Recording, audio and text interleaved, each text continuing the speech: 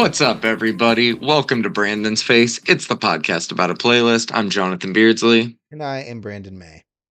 We have hit episode number 110. To anybody who's been listening along, thank you. If you're new to the podcast, welcome. What we do here is pretty simple. We just talk about new music. If there's music news, we talk about that too. We have a playlist that you can follow along with on Spotify to keep up with what we'll be covering on each episode. It's updated weekly, usually every Thursday night. You can follow along with that if you'd like. You can also find us on Instagram and Reddit if you want to say hi or argue with us. Just search Brandon's Face Pod. I don't really have any music news this week. What about you, man? Nothing in the news category, no. Did you get any new vinyls? Yes, I did. I What'd you got get? two this week. I got a Vampire Weekend album, their newest one, and then I also got the new Nice. Taylor Swift Tortured Poets Department album. Which of the 45 vinyl variants that Target made did you get of that one, I Brandon? think I went to Target. No, I actually bought from her website. We got the white. Our website is bone Target. white. No, it was the first one, so it came with one of the bonus tracks. I forget the name of it off the top of my head, but yeah, man. Uh, yeah, I don't think I bought any vinyl this week. Porter announced his new album Smile yesterday. I think it comes out late July. I actually bought the CD for that one. Something about that rollout has felt very digital to me, and just owning that one on vinyl didn't really feel right. So I went with CD. I really loved the kind of artwork he did for that. Did you catch a chance to look at the pre-order stuff he did put out? Yeah, I didn't have a chance to look at it too deeply. I want to. I just haven't had a chance. I saw that the vinyl was up sale. I saw on sale. I also saw that the CD was on sale, but I did not have a chance to really look at anything. It's been a crazy and expensive week this week for me. So I believe it. I also just got tickets to see Charlie XCX, Troye Sivan, and Shy Girl this October this morning. So very stoked on that. You got any shows coming up? yes, actually, I'm going to see Wheel and Aviations next month Oh, in San fuck Diego. yeah. Yes, give me some vids. All right, I man. will. Well, then Tickets let's were let's extremely cheap. were they? $15. God damn it, man. People sleeping on the prog rock these days, huh? Hey man, what are you gonna do? All right, man. Let's dive into this week's episode. Kicking things off with this new one from Jamie XX and Honey Dijon, Baddie on the Floor. It's my song of the week, dude. I could not stop listening Uh, to it. Just an absolute banger from start to finish. Incredible. What'd you think about it? Incredible house banger, John. Jamie XX continues to impress, and Honey Dijon needs no introduction. It's wild how old school house this sounds. I don't have the details in front of me. They did post about the making of this one on Instagram. I think it was just made to kind of be part of the lead up or part of their back to back. And man, it's kind of crazy how great of a track you can make when you're just not overthinking it, you know? Right, right. All right, man. New one from DJ Snake and Peso Pluma. Tekka is the name of it. Are you a fan of this one? DJ Snake is so funny, bro. I either love or hate his produced music or his sets. I actually love this one, man. I think it's off kilter for DJ Snake, but also on brand somehow.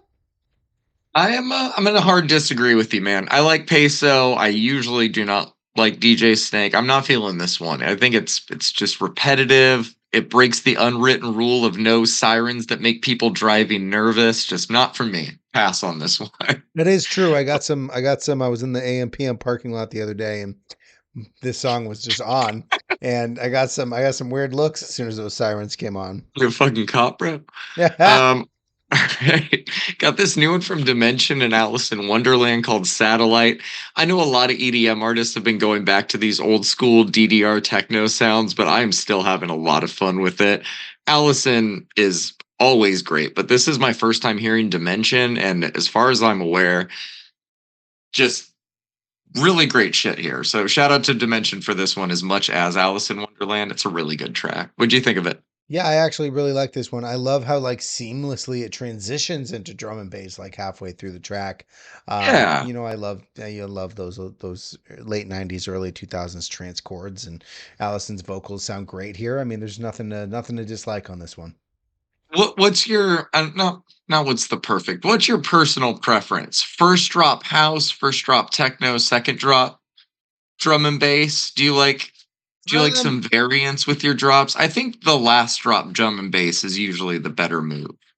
I would agree with that. I don't particularly like a lot of that harsh blending in a produced kind of headphone session, but during a live Sure. set, if you start off with some house, get into some techno, and end with some D&B, like a 30 Yep. minute, 30 minute, 30 minute, I think that's the way to go. That's fun too.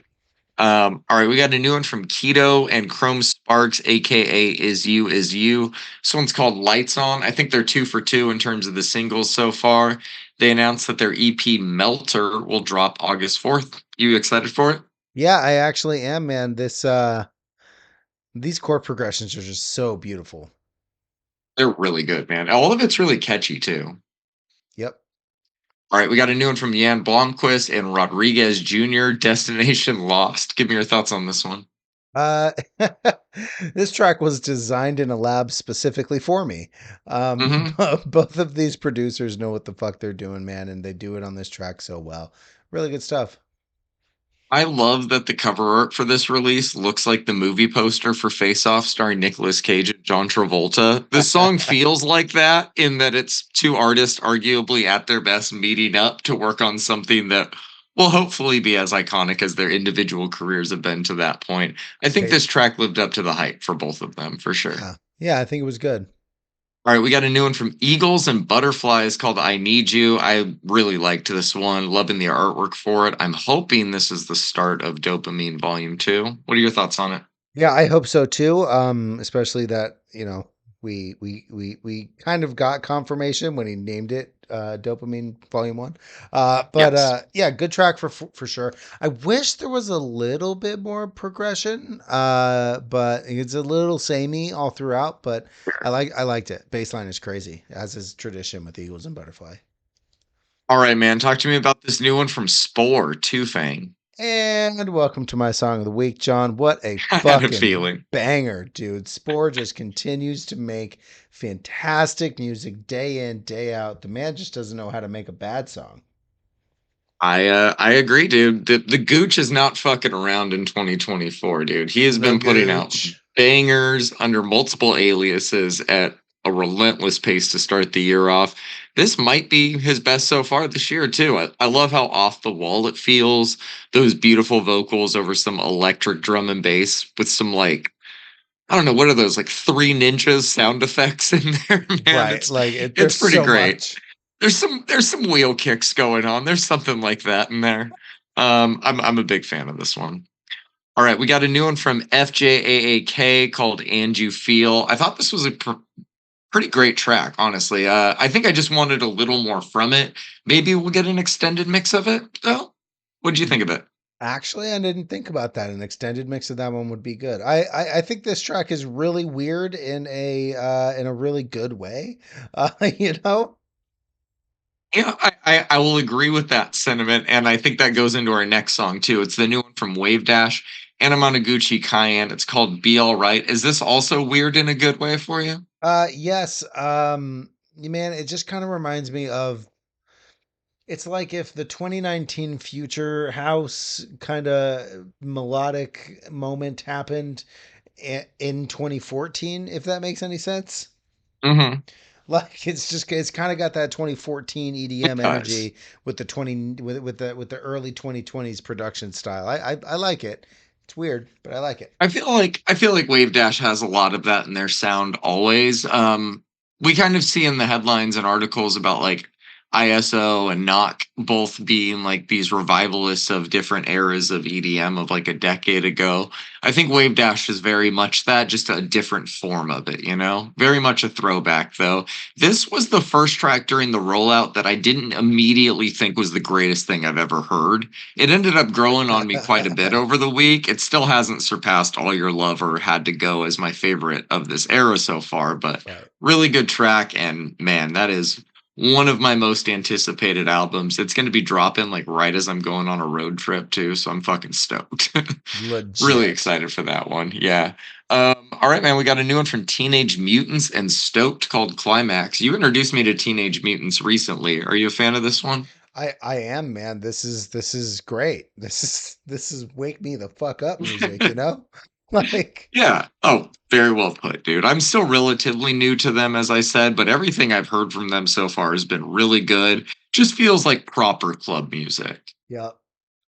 All right, new one from Ryan Wood called One More Time. This is the original mix. I thought this one was also really good, but I know for a fact when he plays this live, there's gonna be an idiot in the crowd, shirtless with a whistle, who thinks they're blowing the whistle to the beat, but is most definitely not. I can see it, I can hear it in my head so clearly already. Again, great song, but thoughts and prayers to anyone next to Whistle Guy in the crowd at a rave if this song is playing. What why What'd you why think of is this one? why is the whistle neon green already? Just it's always neon green. You know, man, there's some hard techno on the menu this week. As much as this is more hard style to me than it is techno, I really like this, dude. This is a lot of fun, high BPM, high energy, good shit. I agree, man. All right, let's move into a more pop R&B realm of things briefly. We got a new one from Rachel Shinriri. It Is What It Is the name of the song. This one's a little different. So different that I almost didn't add it. When I previewed it, it felt like a track that would probably make more sense within the context of the album it'll be on, but even the preview I gave it had me thinking, so I threw it on, man. And like all of her music, it kept growing on me after that. The album is out May 3rd. I can't be more ready for it. What do you think of this one? You know, I actually don't like her vocals that much, but her delivery is so great that I start to just not care about whether or not I like the way her Interesting. vocals. This is a unique track, man, extremely elevated by her attitude and presentation. I couldn't help myself but like it. Yeah, same, same. Very excited for that one. Yep. We got a new one from Lucky Day. Hurricane is the name of the song. Something about this track just, I don't know, it's not doing it for me. Couldn't quite tell you what it is. It doesn't sound much different than anything he's released before, and I think maybe that's the issue. It kind of feels like something that we've already heard from him. It could also be that he's coming off of That's You a few months ago, which I think is one of his best songs to date. I'm going to need to sit with this one a little bit longer before I know how I really feel about it. But what are your thoughts on it? I disagree with you completely. I actually Please. think it's a little different than what I've heard, and you're probably more of an authority on Lucky Day's music than I am. But look, man, this is really funky, really Stevie Wonder of him. I really love this style. I kind of hope he triples down on it and we get kind of like a funk infused R&B project from Mr. Day. I think we're both right in this case. I think it sounds closer to the album he released before we really started covering him together, stuff we've never Got it. talked about. Yeah, it is a little bit different than Candy Drip for sure, but a little bit closer to the stuff he started with. I Got think it. you know me, I'm a huge Candy Drip fan, so Oh I'm yeah. looking for more of that. All right, we got a new one from, I guess we're moving more into the indie realm of things now. Nathaniel Ratliff and the Night Sweats. This one's called Heartless. I love that even though you aren't a dad, you just love some dad rock. You know, you will Huge throw it fan. on here. It's not always for me, but I would still happily drink a beer on the porch with you to this. So, what are your thoughts on it, man? I've seen Steely Dan, so of course I'm a Of dad course rock you fan. have. Sign me the fuck up for this song, bro. This is so pure and so much fun to listen to, man. Shout out to my boy Irving for introducing me to Nathaniel Ratliff and the Night Sweats last year. I'd always kind of like seen them and heard of them kind of on like lineups, and I never really gave their music a bigger chance because I'm kind of sad about that though, because it's honestly extremely well written music, man. This is solid. This is solid. Shout out Irving as always. All right, we got a new one from Peyote Ugly called Great Divide. I'm happy to see Peyote Ugly back on the playlist. The album we reviewed of theirs a while back was really good, and I think they've only gotten better in the time away. What are your thoughts on it? Yeah, man. New Peyote Ugly Day is always a good day. An absolute treasure this bass line is. I love this band. Hopefully we're gonna do for like another full project, although I have a feeling this is a one-off single. I kind of get that vibe from it too. All right, we got a new one from Fera de Sector called Ser Una Mas. I have no idea what this is, but I like it. It sounds like Hispanic Josie and the Pussycats. I'm all about it. What were your thoughts on it? So the record label that this was released on, which is La Vida en un Mus Discos, has quickly become one of the record labels to check out. For me, at least, they continue to put out like fantastic punk and like punk adjacent rock music, and I love the fact that they release globally. Fuero de Secto is from Spain, I believe, and their sound is really neat. Like you said, like a Spanish Josie and the Pussycats, and yeah, man, this is great. I fucking dig it, dude. Do you know if this is part of an album or what? I think we actually are getting an album, or at the very Oh, least an EP. I'll double check on that. definitely But check that out. I really like this label. We've listened to a couple of tracks from this label before. They actually release music with the ferocity of 1,000 waterfalls, so I can't quite keep up with their releases so often. But when I do, and I find something that tickles the ear brain, I go, "Wow, you know what? Let's cover this one." Fair enough. All right, now, new one from Fontaine's DC called Starburster. Before I even heard the song, I saw that they had listed ASAP Ferg as one of the influences for the new album. And I don't know if I'm going fucking crazy, but I can kind of hear it. Like, not really in what he sings, but like the way he sings, maybe like the mannerisms, inflections, the deep breaths on this one. I really enjoyed. I'm not saying that's a Ferg thing. I just really enjoyed that about this song. It's a good song. The press release for the album kind of fucked my head up a little bit in terms Right. of the influences for it, and it doesn't drop until late August. But I think that this is a really fun start, an interesting one at that. What did you think of it? Did you enjoy this one? Couple of things I wasn't expecting this week, John. One, a new Fontaine's DC track, always welcome. And two, Sure. for a new Fontaine's DC track to sound like this. Uh, they did an interview where they said, and I'm paraphrasing here, why would we stick to one genre or sound? And basically, I think they're going to branch out for their next record. I'm so stoked for it, dude. This track is very interesting. I really like it, but I'm very curious how the rest of their newer sound is going to be like and Same. like how this fits in. I'm dying to know. That I loved Skinty Fia. I love their album previous to that. I forget the name of it right now. Yeah. I own both of them and on physical copies of it, and my body is ready for more Fontaines. Yeah, that should be fun. All right, we got a new one from the early November called The Fool. How are you feeling about it? Did you ever listen to the early November and the early 2000s, John? Oh yeah, way back when.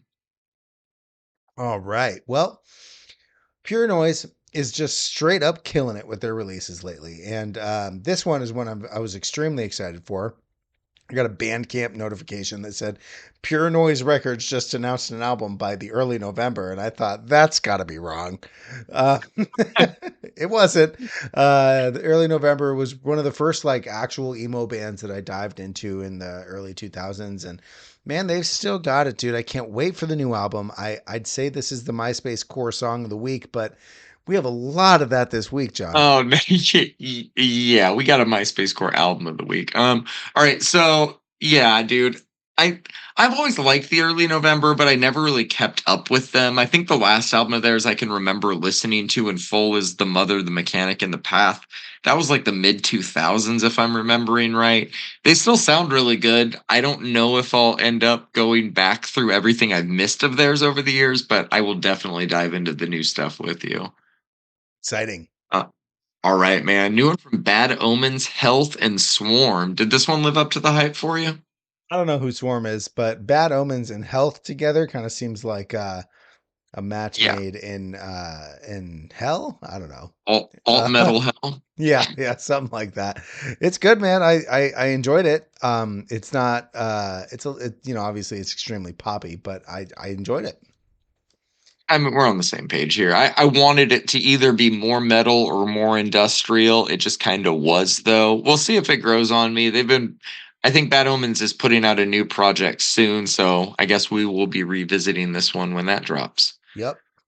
All right, this is my MySpace core track of the week, actually. It's the new one from Your Ghost in Glass called Cellophane. I was doing something when this came on the first time, and I thought, what in the define the great line is this when I heard those first low screams, man? Of course, it was Your Ghost in Glass, the living embodiment of MySpace era metalcore. Everything about this track fucking rules, man. The only thing I would change is the fade out. I think our songs should stop where they end, but that's a minor issue. It's still a banger. Album drops May 17th. I'm fucking stoked. What about you? Let's go. Yep. Another MySpace core track. This one's a little more screamy. I love Yeah. it. These guys, this band is just killing the game right now. Super excited for the new album. I'm pretty sure this is one guy. Oh, fuck yeah. Yeah, so shout out that dude. All right, new one from Agriculture in the House of Angel Flesh. Yeah, man. What is there to even say about this one? It's great. It rules. Whatever the fuck is going on with that guitar or bass around 3 minutes in before it gets heavy again is incredible. Last 2 minutes on this just keep getting more and more chaotic until it ends. One of those tracks that I always looked forward to coming on when I was going through the playlist this week. What about you?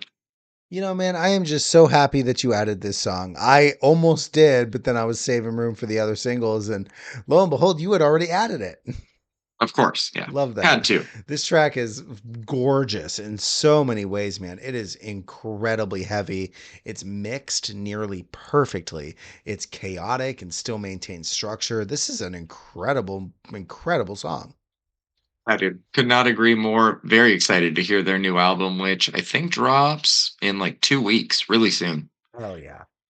All right. Last single of the week is from Tracheotomy called Repercussions. Few things better than capping off the singles with some good deathcore like this. It's not reinventing any wheels, but I think it'll leave any fans of the genre, aka you and I, satisfied. What do you think of this one? This is very '06 deathcore of them, and I really like that. I really like that for everybody. Keep this shit up, guys. This was fucking great. Yeah, '06 deathcore to those who were not around might be hard to comprehend, but it is its own genre for sure. I knew exactly what you meant when you Right. said '06. All right, man. Let's move into the EPs if you're good to go. We Yeah. got one from Doja Cat. This is Scarlet 2 Claude. It's just the deluxe edition of Scarlet. As far as deluxe edition tracks go, I think these are pretty good.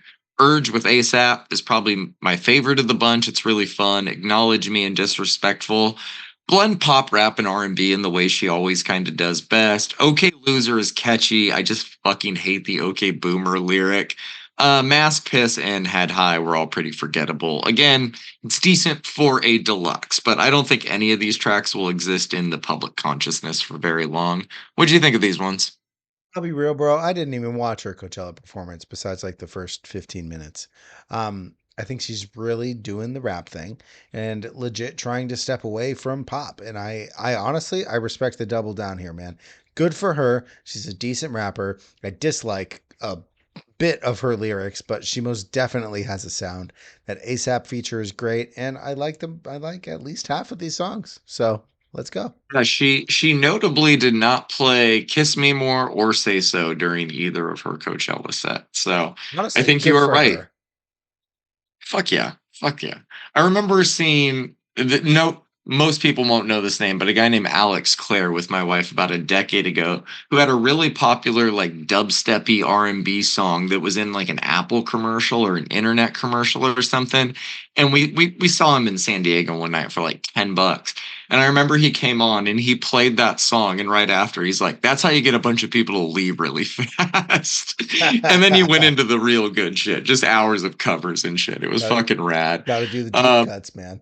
Yeah, but good for her for being in front of 90,000 people wanting their fucking social media moment and just not giving it to them. Shout Nope. out her. All Doing a right. rap set. The Cure did that same thing in 2008, as far as I understand. They came on stage, played zero hits, went way over curfew, and yeah, Uh, Correct me if I'm wrong, but The Cure just invented every cool thing that's ever been done by it. I'm pretty it's sure. gotta be that. All right, man. One more EP this week. It's from Rushing Spring called Echoes. What'd you think of it? Man, it's out on a record label called We Are Triumphant. I wanted some upbeat indie for the playlist this week, and Running Spring most definitely delivered on that. Slightly indie, mostly emo, catchy as hell. I mean, it's a good selection of songs. Yeah, their bio just says New England indie rock. I think that's all you really need to know. It's Right. exactly what it says it is, albeit with a pop sensibility to it. Definitely worth checking out if you're into this style of indie. I thought it was a good EP. Hopefully, it gets their monthly listener count up a little bit. I think they're really talented. Yeah, I think they have some potential. At only 489 monthly listeners, we got to pump that number up. We got to bump those numbers up. All right, man. Are you ready to talk about some albums? I am. I've actually been dying to talk to you about this one, so let's just get right Please. into it. Yeah, let's start with somebody who does not need her numbers bumped up anymore. um, Taylor Swift, who currently has, let's see here, a 107 million monthly listeners on Spotify. What did you think of the long awaited Tortured Poets department? So we have talked about this a few times. I am a fan of Taylor Swift. I wouldn't call myself a Swiftie unless I was being ironic, but I've been a fan for close to 15 years. I have to say, I like this album more than I dislike it. So let's get into it. Is Taylor Swift a Please. tortured poet? I would say no. She says no on this album, but I was actually super stoked at this album announcement. I was hoping that it wouldn't be produced by Antonoff, but who are we kidding? It was always going to be. I don't mind his production normally, however, I think this album does suffer from it in a few ways. The arrangements on most of these tracks are very well done, but they're like executed poorly, if that makes sense. I was hoping with the announcement of the name and the aesthetic that we were being presented with the album cover that we were going to get something a little darker or a little less bright. I'm also like not a big fan of the breathy vocal techniques used on this. I think she really shines when she actually sings. On the first listen, also, I've kind of felt like the album blended together a little bit. However, on subsequent listens, I actually feel like each song is pretty distinct. They blend at first because we've all been hearing this sound from Antonoff for close to a fucking decade at this point. So the, that's I think why they blended to for me at first. So the things I don't like about this album, let's recap here: the execution of the arrangements, the production on it, and basically the fact that it isn't what I wanted out of Taylor Swift at this point in her career, which in retrospect after writing this is a little silly, but the things I really like about the album is apparently a hot take. We've seen the memes, we've heard all the songs. Well, a lot of people making the memes probably haven't even heard the songs, but there are obviously a couple of little cringy lyric choices here. But I love her clever lyricism that's prevalent throughout this entire record, man. I think her confident delivery of them is what makes Taylor Swift herself. It's endearing. Some of them are pretty vulnerable and something that she's been doing for so fucking long at this point. Is it her best writing? Nah, it is most definitely her, though. We also knew that most of this album is about a breakup. We also know that most of this album is about a breakup, notably her breakup and relationship with Maddie Healy of the 1975. That whole thing was pretty public and has been talked about to death, so I won't do that here. But I mention it only to emphasize the fact that as a breakup album, it's bound to be a little cringe at times, bro. Um, I Confessions was never. I just have to say that. Confessions was never cringe. Please uh, continue. we'll come back to that. Um, Look, man, it's one of the lyrics that I really like is I know I'm just repeating myself. Put me back on the shelf, but first pull the string, and I'll tell you that he runs because he loves me. That's a great line, bro. It's a really good track, too. My boy only breaks his favorite toys. I think if anybody has ever been in a toxic relationship, they can kind of relate to this, man. It's drenched in irony and metaphorical personification, but that's something that she's always done, and she always does it pretty well. She tells a story without really telling anything, and I've always liked that about her lyrics. I could sit here and pull all the lyrics that I like about this record out and put them on display, but I won't. All I'll say is this. I liked the album more than I didn't. And the moments I loved were all Taylor Swift, and the moments I didn't were Jack Antonoff and production choices that I personally would not have made for this specific record. All of that being said, I like it a little bit more every time I listen to it. It's sitting comfortably between a 6 and a 7 for me. My standout is either Who's Afraid of Little Old Me or My Boy Only Breaks His Favorite Toys. What'd you think? Obviously, I disagree, but like everything about this was not her fault. You're not going to give her any accountability in the bad lyrics for being some of the parts that are wrong with this album. That's all Antonoff, too. No, I didn't say that at all. I Her thought, lyrics are her lyrics. She writes her lyrics for sure. She writes all of okay. her own lyrics. Yeah, no, I'm just fucking with you. I don't be mad at me, man. I do not I'm not have a gonna be. score for this album. I did not even make it through the full 3 listens, which is why when you Come text me, on. are we adding the deluxe? I said, can we please not?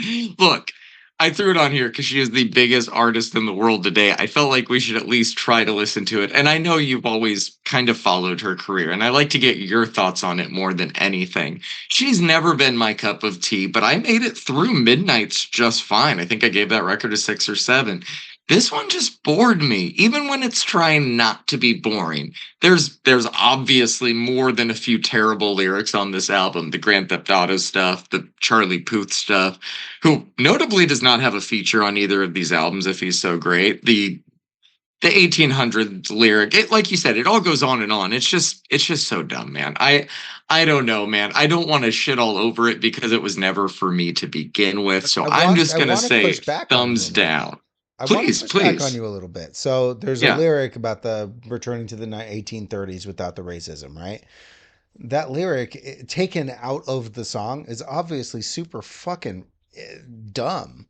But when you put it back into the context of the song, the remainder of that song is about looking at the past with rose-colored glasses. She knows that returning to the 1930 or the 1830s without the racism is dumb and stupid and childish. That's the entire point of the line is to emphasize how shitty it is. She also says, "You never last an hour in the asylum that I grew up from." People are saying that she grew up on some crazy big farm and house, but A obviously fucking line from she's not Batman that Bane says. Like, she's also not talking about her house that she grew up in. A lot of people are taking the lyrics out of context and not actually listening to the full song. And I implore you to sit down with the lyrics and listen to the album, man. If you couldn't get through all of this, I oh no, get no. it, I man. made it I made it through the album. I did not give it the 3 full listens that I usually give one to formulate a review, is all I was saying. I definitely made it through it. The Grand Theft Auto line is really fucking dumb.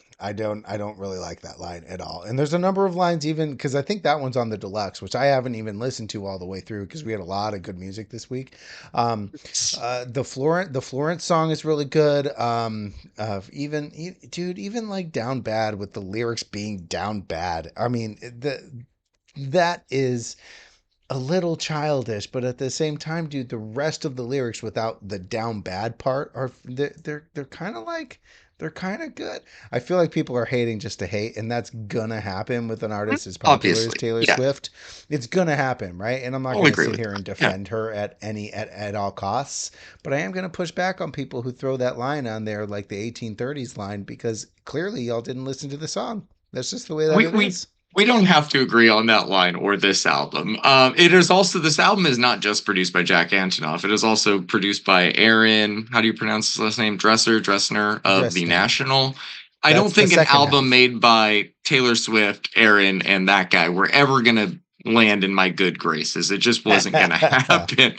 All right. So, since we don't agree on the album, that's fine. I want your take on this. She has been very happily and publicly in a relationship with another celebrity now for a while. What are your thoughts on musicians writing breakup albums while in new relationships? Let me tell you this, bro. She announced this album in late February, right? About Yeah, then. around the Super Bowl. About then, Yep. you cannot get 1.5 million vinyl pressed and packaged and shipped in 2 months. So you think this was all? I mean, A obviously it had to be hundred cooking a percent. lot longer than that. This was written at least a year ago, bro.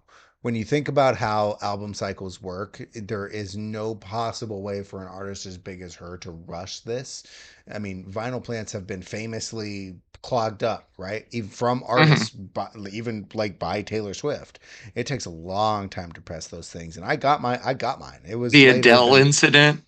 right. And so lyrics, the production, the mixing, the mastering, the credits, the running through the label. I mean, all of that take the A&R, all of that takes months, right? You and I know that at the very least.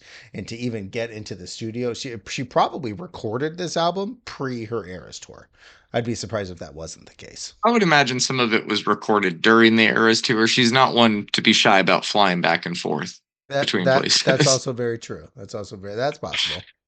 Yeah, I mean, love it or hate it, she is clearly like the biggest pop star in the world right now. To make an album like this, like you're saying, while doing a world tour for the last year or so, was a full time job. That is on the road, getting ready for the tour, going to the studio, working on these songs, good or bad, and then just doing nothing but that. And also going to some football games somehow and that becoming a big deal. I don't know, man. It was a weird year. This one didn't land for me, but I'm glad that it landed for you. I liked it. All right, man. What about this new local natives ones? But I'll wait for you. Are you a fan of this one too? Um, well, to preface this for any new listeners, I am a big, I am a pretty big, I am a fan of local natives. I'm a big fan of local natives. I have been for a long time now. They are one of the bands that I throw on when I just kind of like need the vibes, you know. It's Sure. major spring music for me, except this release and their last release, Time Will Wait for No One. I think they're really good at this sound, which is a problem for me because it's just not what I want from them. You know, like on paper, it's a great record.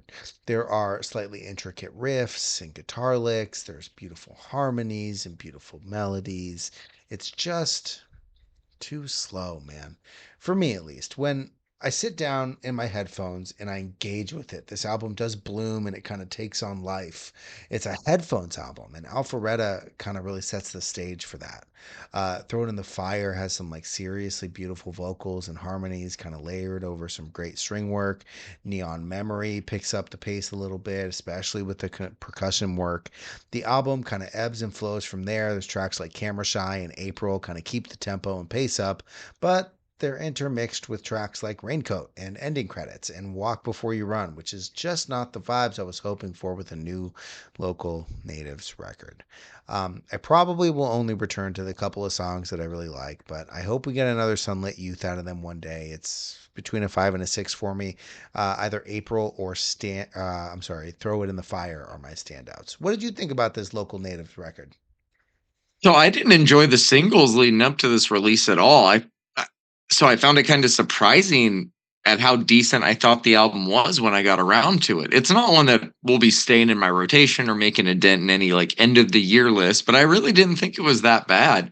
The back half of Throw It in the Fire has a really nice groove to it. I thought the vocals on Neon Memory were really smooth, and I loved that like I don't know if it's like a gated guitar kind of tying everything together through Camera Shy, but I thought this album had its fair share of good moments, even if some of the songs didn't blow me away. I kind of had the same low moments as you, but I'm going to give it a 6, man. A solid 6 for me. My standout is Camera Shy, but Throw It in the Fire is probably it now that I'm really thinking about it. It's a good song. Yeah, that song, that's definitely the one I remembered more on subsequent listens.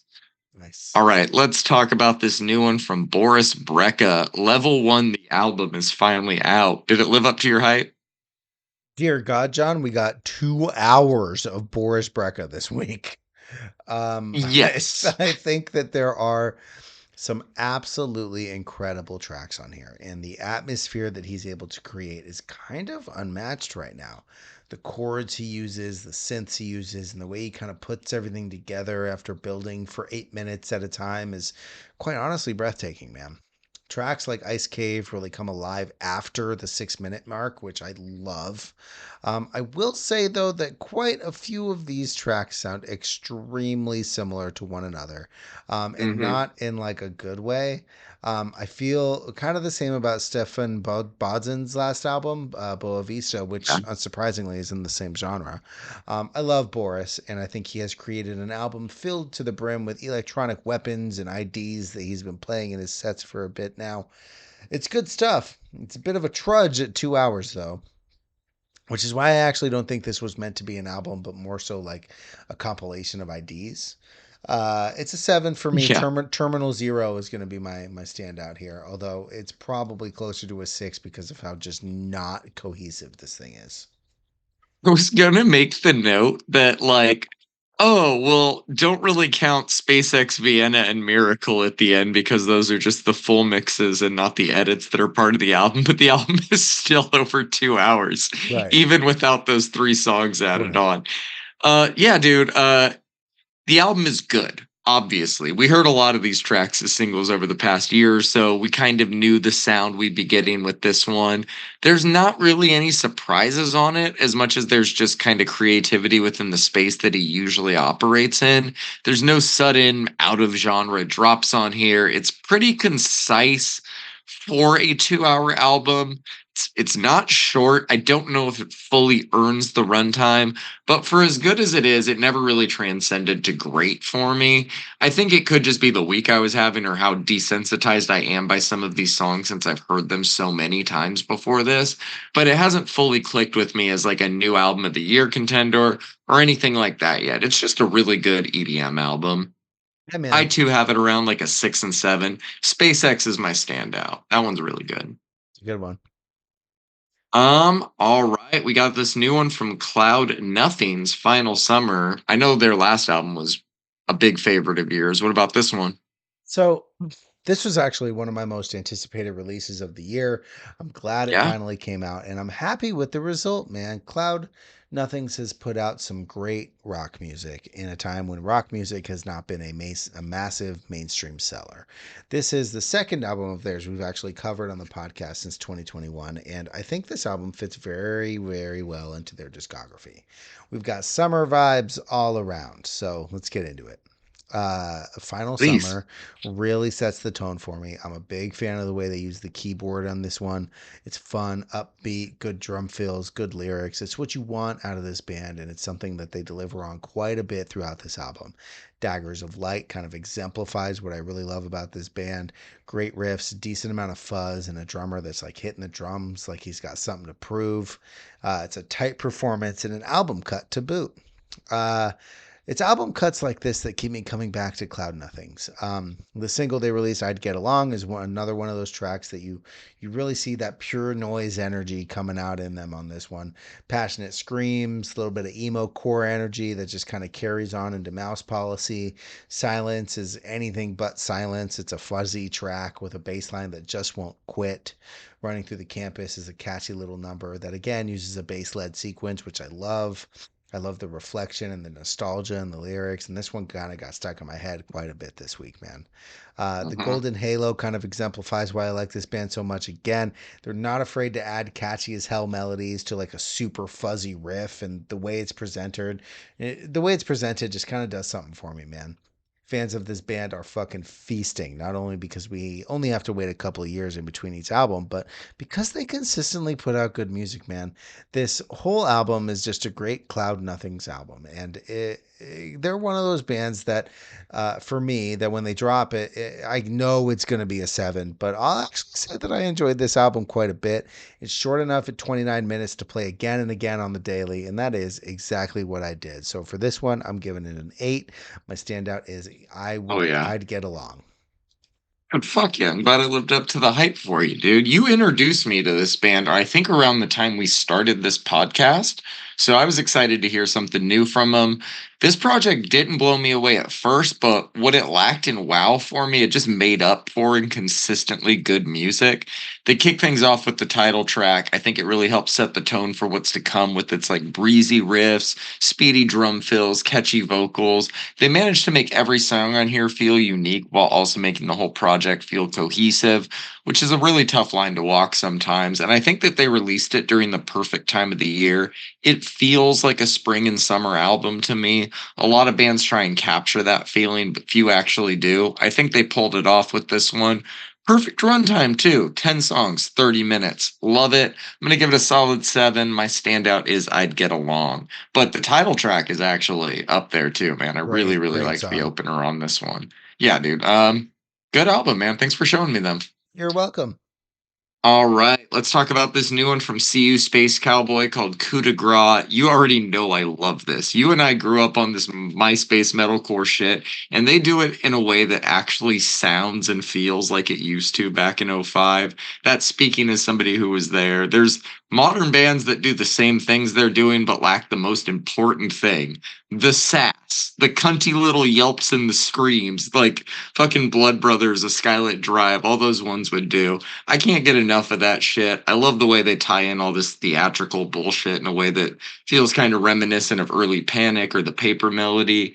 They even get the aesthetics right, man. If you told me this album cover was something that came out in the mid 2000s, I would not question you even for a second. I'm giving this one a solid 8 for now. I could see it growing on me even more. I cannot stop listening to it. I think Silhouettes in Motion is my standout if I have to pick one. How are you feeling about this one? Did you enjoy it as much as I did? Oh my God, John, you know that I did. This is fucking great. Black. It's just perfect, man. It's one of those things. I'm not going to give it a perfect score, but I am going to tell you that this is perfect, bro. This is so much I know fun to what you listen mean. to. It is so nostalgic. It is reminiscent of my high school days, romping around parks when I shouldn't be there. Like it is nostalgic and it's brand fucking new. I love all the like the features. Right, we got iris.exe or whatever on a number of them. We've got Courtney LaPlante from what are they called, Spirit Spirit Box? Box. Yeah, Spirit Box on To the Dance Floor. Man, we've just got so many fantastic songs here, and like you said, the aesthetics perfect. The theatrical elements, exactly like you said. I mean, we've got like piano, we've got like some strings that are off kilter and just like Uh, it just the filters, yeah, the melded old timey together. vocal filters, yeah. God, it's like they used a MacBook from 2004 to make this, and I love it, man. The album cover, the everything. This is honestly fantastic, bro. It's somewhere between an 8 and a 9 for me. Yeah. I'm gonna be sitting on this one all year for sure. This is so much fun. Yeah, dude, same. Really, really good show. I'm glad you enjoyed it as much as I did. I was Oh hoping I wasn't hell alone. yeah! No way. What about this new one from High on Fire that you threw on here, Cometh The Storm? I don't think we covered any of these singles, did we? I don't think that we did. So, No. So what are your uh, thoughts on it? we like metal on this podcast. At the very We least, do. I like metal on this podcast. I know you. I know. I've challenged you I quite a like bit of some times. metal. Um, we talk a lot about like extreme metal, off kilter, prog, all the cores. I don't feel like traditional metal gets across my radar very often anymore. Not that this is like 80s Metallica worship or anything, because it's sludgy as hell, but it is a bit more traditional than what we normally cover.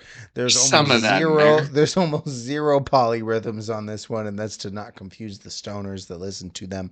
But this was kind of a breath of fresh air, man. There's some great double bass grooves, stoner style, pseudo doomy sections, vocals like he's actively trying to fuck up his vocal cords. Fun, man. This is just a fun record. High on Fire have been doing their thing for a cool 20 years, and I think this may not be their best record, but it was a lot of fun to listen to, and I enjoyed my time with it. Stoner sludge metal that isn't afraid to slow it down when needed. This is good stuff, man. Between a 6 and a 7 for me. Darker Fleece is going to be my standout on this one. Sure. Yeah, you're always a closer guy, Brandon. Um, yeah, you call It's it not. tradition. It's 10 minutes, man. What do you want me to Yeah, do? Not it's of enjoy it? course, of course. I should know 10 minutes of shredding is always going to be your favorite. You say traditional metal. I say this is just some dudes rock shit, man. It's some shredding, some heavy riffs, some like stomp your feet melodies. I thought it was good stuff. There is a little of that 80s metal cheese in their sound, even if it's not like Metallica worship, particularly in the vocals, but I don't think it's so obvious that it ruins anything for me. The guitars on this album are what really shined for me. I think I have this one like between a 6 and a 7. My standout is either Trismegistus or Soul's Golden Curse. Both of those ones were my favorites. Nice. I'm glad you enjoyed it, man. Yeah, we didn't cover a lot of their singles, but I'm glad we covered the album. All around, it's a really good album. I think the only dud for me was Hunting Shadows. The rest of the songs go pretty hard. Lightning Um, Beard is not only a fantastic song name, but that song's fucking shreds, bro. is that our DJ duo name? All right, man. One more album to talk about this week is from Dune. It is called Voidkind. What are your thoughts on it? You know I love a good prog metal record, John, and this is one of those for sure. Hailing Yep. from Scotland, released on Metal Blade Records, we have Dune, who have up until last year escaped my ears. That has changed, and so do most of these things as like these songs as they progress. What a record, man! Sci-fi themes, arachnoid legs, twin moons shining in the night, swan constellations, kingdoms, Greek mythology, and ancient Iranian civilizations. Man, this album has everything you would want, thematically at least, in a prog metal sci-fi record. Along with the unique kind of blend of like European death metal and folky prog rock they do, tons of tempo and key changes, polyrhythms, a near perfect mix on this. I can't fool myself into thinking that I've digested this quite yet, as it'll probably take me weeks. But I will say that this album absolutely fucks. And if it weren't for anything else releasing this week, this would probably be the only thing on my listening list.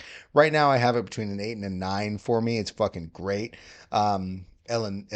Eleonora, Abode to the Perfect Soul, and Cobalt Sun Necropolis are all fucking fantastic tracks, man. And this album cover, I don't know what it is, but I love it. Yeah, it reminded me kind of that of the Anchorette one that we covered a while back. Very similar art style. Yeah, Yeah. you were pretty adamant about wanting to cover this album, and I can see why. It is Brandon Cord to the max. It's an hour long, 10-song prog metal album that's equally as thought provoking as it is soul crushingly heavy. This feels like it was made for you. Thankfully, this is one of those albums I can enjoy with you.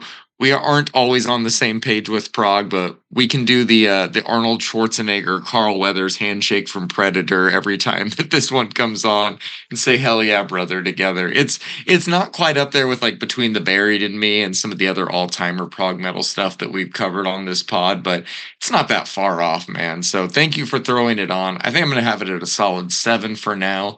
My standout is Cobalt Sun Necropolis because the way he builds that up at the end and then just Oh, yeah. distorts it until it finally cuts off left me floored every Let's single go, time. man. The first time I heard that song, I was like, what the fuck did I just listen to? Yeah. But yeah, surprisingly, I picked the 10-minute proggy closer finally as my standout. So I'm turning into you very slowly, Brandon. Everybody give John a round of applause because he's getting there.